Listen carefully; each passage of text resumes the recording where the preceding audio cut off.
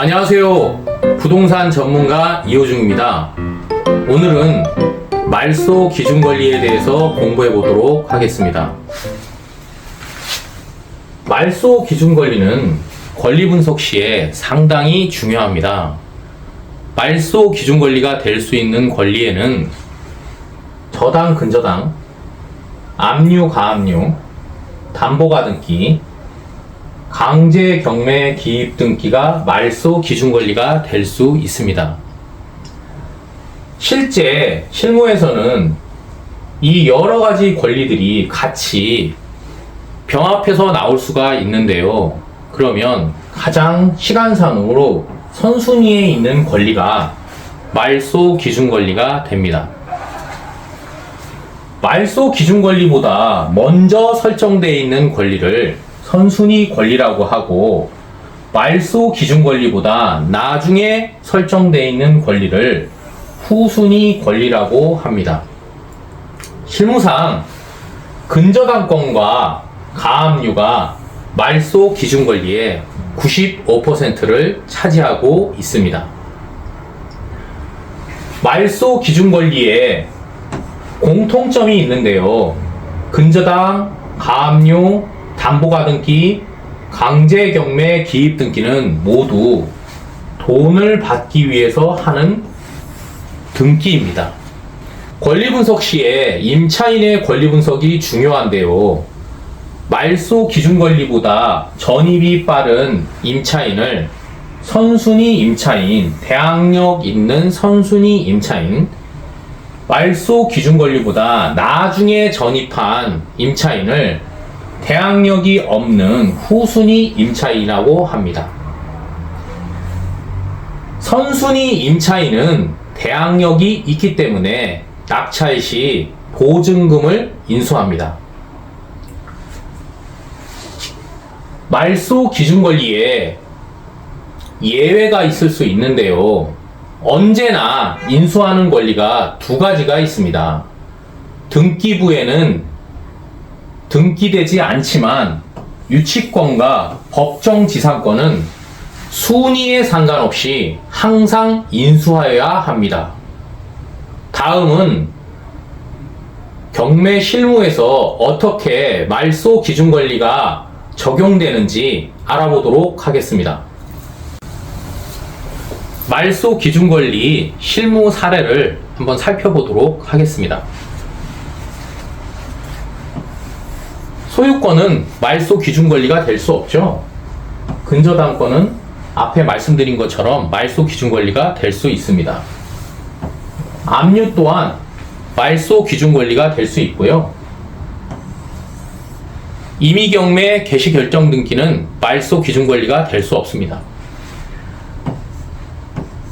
근저당권과 압류가 말소 기준 권리가 될 수 있는데, 이 두 권리 중 시간상으로 가장 빠른 것은 근저당권 2019년 4월 23일 근저당권이 시간상으로 가장 빠르기 때문에 말소 기준 권리가 되는 것입니다.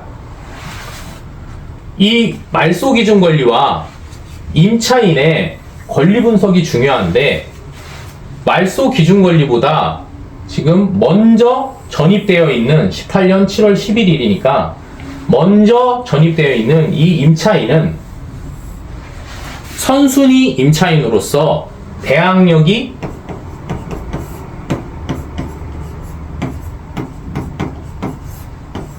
있는 임차인입니다. 낙찰자는 보증금을 인수할 수도 있습니다. 다음 사례를 알아보도록 하겠습니다. 다음은 말소 기준 권리로 근저당인 경우인데, 매각 물건 명세서에 말소 기준 권리가 어떻게 표시되는지 실무에서 알아보도록 하겠습니다. 소유권은 말소 기준 권리가 될 수 없잖아요. 근저당권은 말소 기준 권리가 될 수 있습니다. 근저당권은 말소 기준 권리가 될 수 있고요. 임의경매는 말소 기준 권리가 될 수 없습니다. 가압류는 말소 기준 권리가 될 수 있죠. 이 중에서 가장 선순위로 설정되어 있는 수협은행의 근저당이 말소 기준 권리가 되는 것입니다. 2020년 8월 12일을 잘 기억하시고 매각 물건 명세서를 한번 열어보도록 하겠습니다. 매각 물건 명세서에는 말소 기준 권리가 최선순위 설정이라고 나와 있습니다. 아까 보신 것처럼 2020년 8월 12일 근저당권이 말소 기준 권리가 되는 것입니다. 이상 말소 기준 권리에 대한 강의를 마치겠습니다. 감사합니다.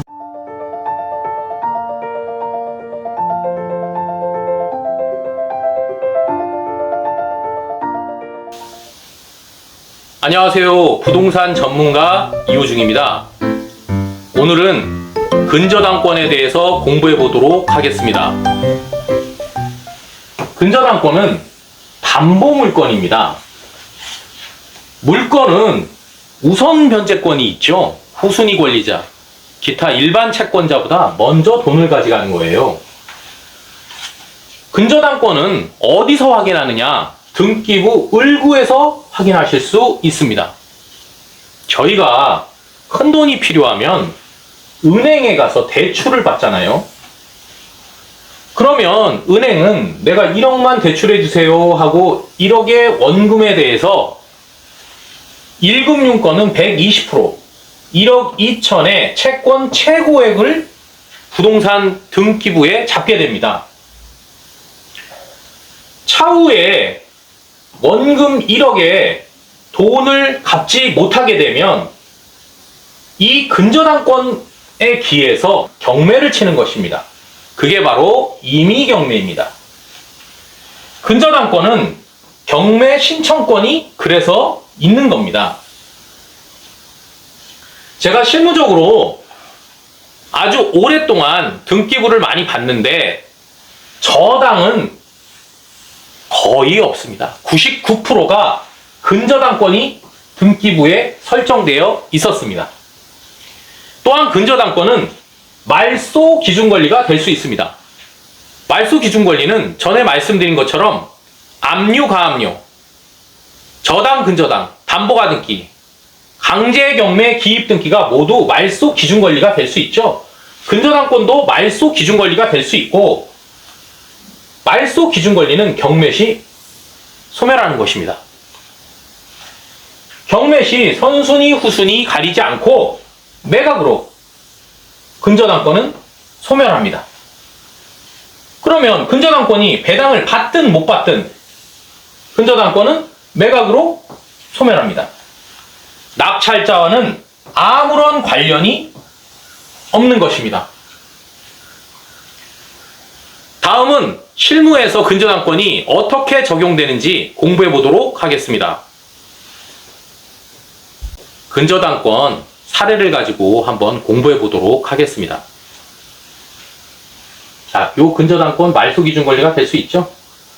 여기 두 번째 근저당권도 말소 기준 권리가 될 수 있고, 요 세 번째 근저당권도 말소 기준 권리가 될 수 있습니다. 가압류도 말소 기준 권리가 될 수 있고, 요것도 말소 기준 권리가 될 수 있죠. 가처분은 말소 기준 권리가 안 되죠.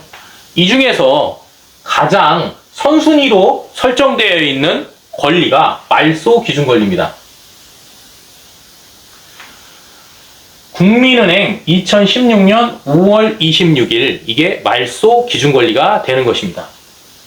또한 제가 근저당권은 경매 신청권이 있다고 했잖아요. 한번 보겠습니다. YD생명과학 임의경매 신청했죠. 우리금융캐피탈 임의경매 신청했죠. 국민은행이 다시 임의경매를 신청했습니다. 이렇게 근저당권은 경매 신청권이 있는 것입니다. 임차인의 권리 분석이 상당히 중요한데, 임차인 장모 씨는 전입일자가 2021년 5월 3일입니다. 그러면 아까 말소 기준 권리가 2016년 5월 26일이니까 임차인은 대항력이 없습니다. 다음 사건에 대해서 공부해 보도록 하겠습니다. 근저당권 실무 사례 두 번째 경우를 살펴보겠습니다. 자, 요 근저당권은 말소 기준 권리가 될 수 있죠? 압류도 말소 기준 권리가 될 수 있습니다. 요 압류도 말소 기준 권리가 될 수 있고요. 이 중에서 시간상으로 가장 빠른 김 선생님의 근저당권이 말소 기준 권리가 되는 것입니다. 또한 이 근저당권을 기해서 임의 경매를 신청했죠.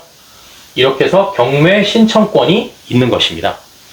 임차인의 권리 분석이 중요한데, 임차인 안모 씨는 전입이 2018년 4월 27일입니다. 그러면 아까 그 말소 기준 권리와 시간상 날짜를 비교해 보면 안모 씨, 임차인 안모 씨는 대항력이 있습니다.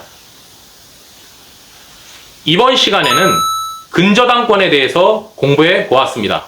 감사합니다.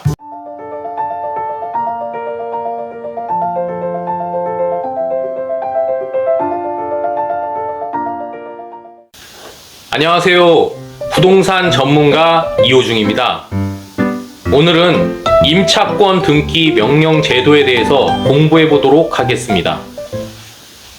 임차권 등기 명령 제도는 주택임대차 보호법 제3조의 3에 잘 나와 있습니다. 임차인이 임대차 계약을 종료하고 보증금을 반환받지 못한 상태에서 이사를 하는 경우에 이 제도를 이용합니다. 임차권 등기의 신청은 주택을 소재하는 관할 법원에 신청을 하고 임차인 단독 신청을 합니다. 이때 임대인의 동의는 필요가 없습니다. 임차권 등기의 효력은 종전의 대항력과 우선 변제권을 유지하는 것입니다. 임차권 등기는 실무에서 경매 시에 배당 요구하지 않아도 배당에 참여할 수 있습니다. 즉, 임차권 등기는 당연 배당권자인 것입니다. 임차권 등기 후에 임차인은 소액 임차인 최우선 변제를 받을 수 없습니다. 다음은 등기부 등본에서 임차권 등기를 설명드리겠습니다. 등기부의 임차권 등기를 설명드리겠습니다. 등기부 등본입니다. 주택 임차권은 등기부에 을구에 표시됩니다. 이렇게 등기 원인이 임차권 등기 명령, 이렇게 등기 원인이 설명되어 있습니다. 이 임차인의 보증금과 계약일자, 주민등록일자, 점유개시일자, 확정일자와 임차권자까지 등기부 등본에 표시되어 있습니다. 우리가 이사를 하게 되면 결국은 점유가 깨짐으로 대항력은 상실되고 이 대항력을 기반으로 하는 우선 변제권은 효력을 잃습니다. 그럼에도 불구하고 주택임대차보호법에서는 기존의 대항력과 우선 변제권을 유지하기 위해서 등기부 등본에 전입일자와 점유 개시일자, 이런 확정일자를 공시하는 것입니다. 다음은 임차권 등기 실무 사례에 대해서 공부해 보도록 하겠습니다. 다음 사례에 대해서 공부해 보겠습니다. 먼저 말소 기준 권리를 찾아보겠습니다. 임차권은 말소 기준 권리가 될 수 없고 소유권도 말소 기준 권리가 될 수 없습니다. 강제 경매 기입 등기는 말소 기준 권리가 될 수 있죠. 이 중 가장 선순위인 말소 기준 권리는 2023년 12월 14일 강제 경매입니다. 임차인의 대항력을 살펴보겠습니다. 임차인의 전입은 21년 3월 31일입니다.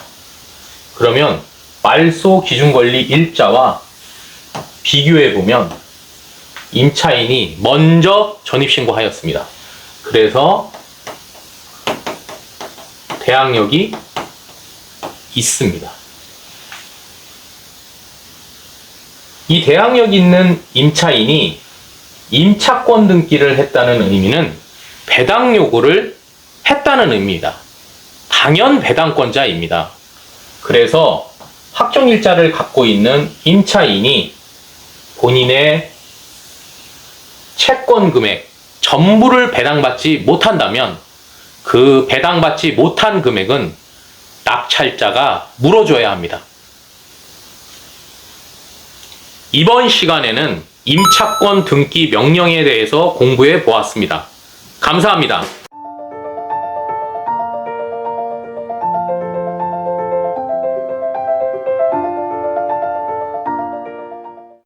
안녕하세요. 부동산 전문가 이호중입니다.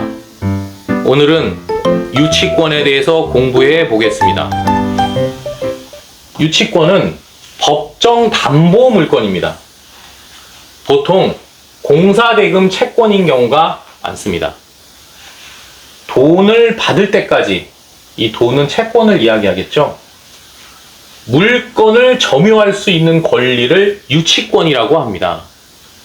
물건은 부동산인 것입니다. 유치권은 등기부등본에 공시되지 않습니다.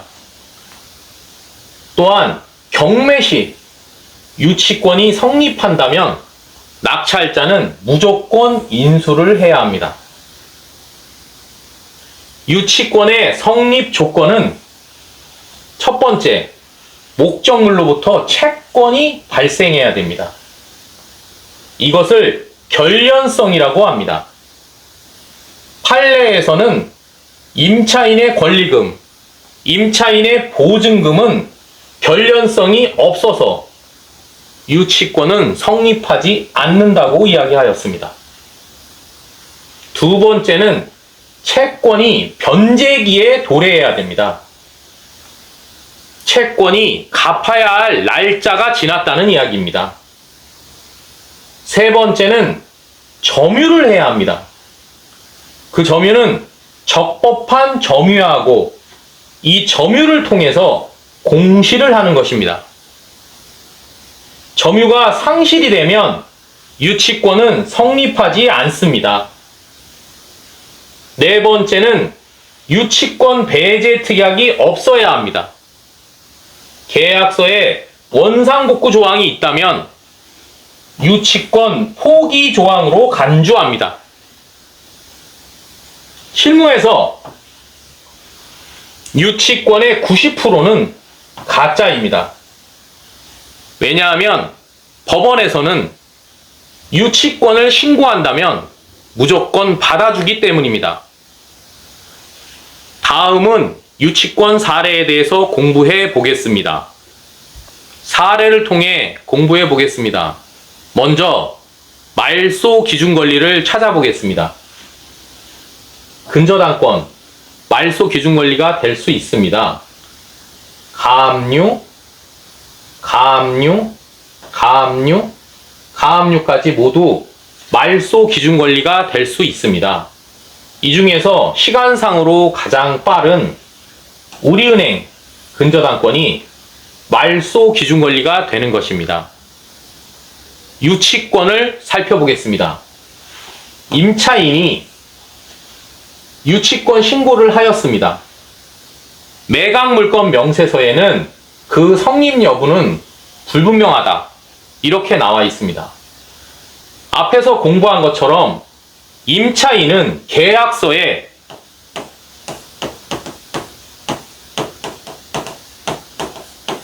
원상복구 조항이 있습니다.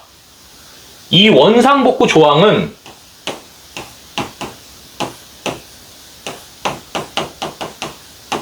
판례에서 유치권 포기 조항으로 간주하였습니다. 그래서 임차인이 신고한 이 유치권은 성립하지 않을 가능성이 높습니다. 이상으로 유치권 강의를 마치겠습니다.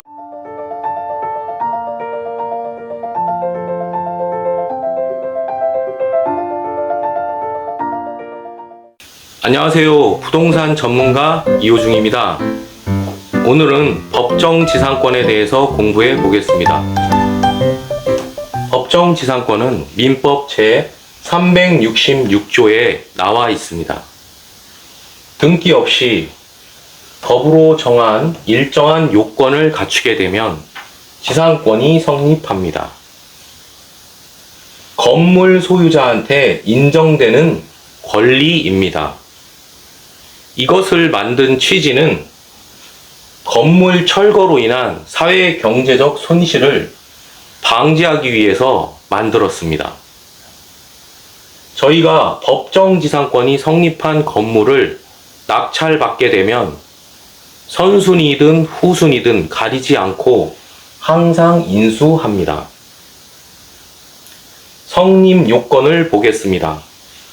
첫 번째는 저당권 설정 당시에 건물이 존재해야 합니다. 만약에 나대지에 신축한 건물에 대해서는 법정지상권이 성립하지 않습니다.